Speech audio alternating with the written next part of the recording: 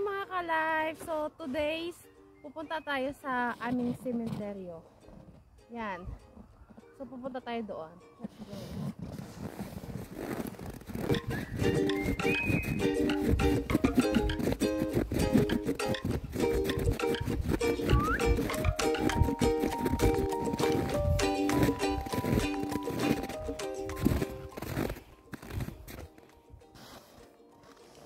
So mga ka-life, ito nila yung aming cemetery dito sa Svalbard. And sad to say, dito sila nag-a-accommodate ng mga newcomers.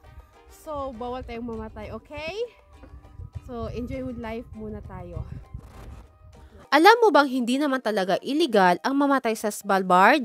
Pero iniiwasan ito dahil sa kakaibang dahilan katulad ng permafrost o ang lupaing palaging nagyayelo. Dahil nga sa sobrang lamig ng lugar, ang mga katawan ng namatay ay hindi naaagnas o nadidecompose. Ibig sabihin, na ang kanilang katawan ay napipreserve sa yelo kahit na daang-daang taon pa ang lumipas. Isa rin sa kakaibang epekto ng permafrost sa Svalbard ay ang umaangat pabalik sa lupa ang mga katawan ng mga inilibing.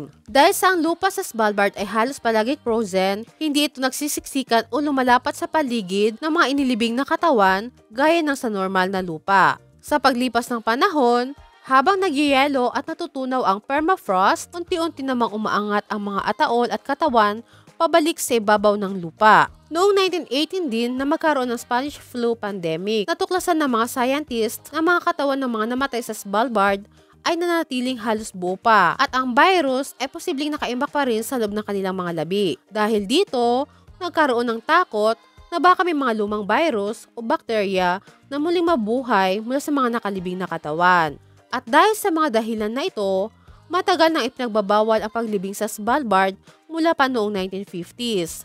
Kaya kung may taong may malubhang sakit o malapit nang mamatay, kaagad itong inililipad sa mainland Norway o kung saan man siya residente para doon gamutin o bawian ng buhay at ilibing. So yun lang. Bye!